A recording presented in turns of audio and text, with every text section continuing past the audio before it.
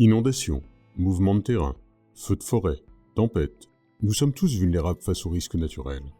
Si par définition les risques naturels sont des phénomènes que l'on ne peut pas empêcher, il est possible de se préparer pour en limiter les conséquences, humaines, environnementales ou économiques.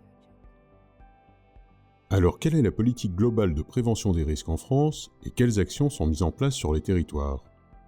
Précisons d'abord qu'un risque majeur, c'est la rencontre d'un aléa et d'un enjeu. Un aléa, c'est la probabilité d'avoir un phénomène naturel dont on ne peut prédire ni quand ni où il surviendra.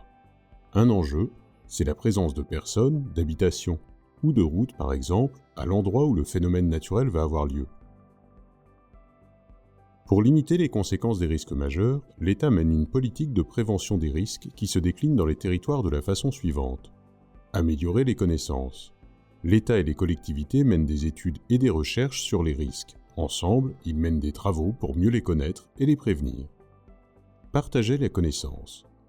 Un citoyen averti en vaut deux. Plusieurs moyens existent pour s'informer. Les documents réglementaires d'information ou le site internet Géorisque par exemple. En outre, depuis plusieurs années, les risques majeurs sont au programme de l'Éducation nationale. Maîtriser l'urbanisation via la mise en place depuis 1995 d'un plan de prévention des risques. Ce document, réalisé par l'État, cartographie les risques et réglemente l'aménagement des sols dans les zones à risque. Impossible donc de construire un bâtiment n'importe où. Le PPR peut aussi imposer des travaux aux constructions existantes pour les rendre plus sûres. Réduire la vulnérabilité des constructions et des aménagements.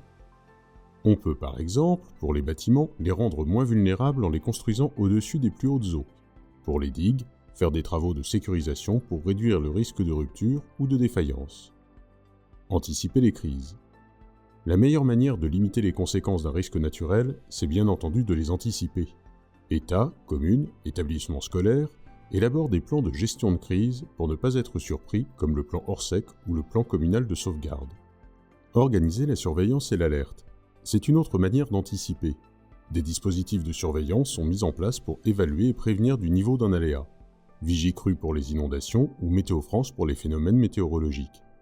Enfin, s'appuyer sur le retour d'expérience.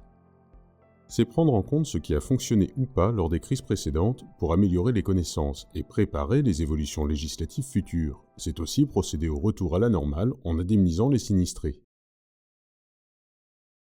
État, communes, particuliers gestionnaires de réseaux, professionnels de l'immobilier, chacun a un rôle à jouer pour prévenir les risques. L'efficacité du dispositif global repose sur la responsabilité de chaque acteur. La sécurité est l'affaire de tous.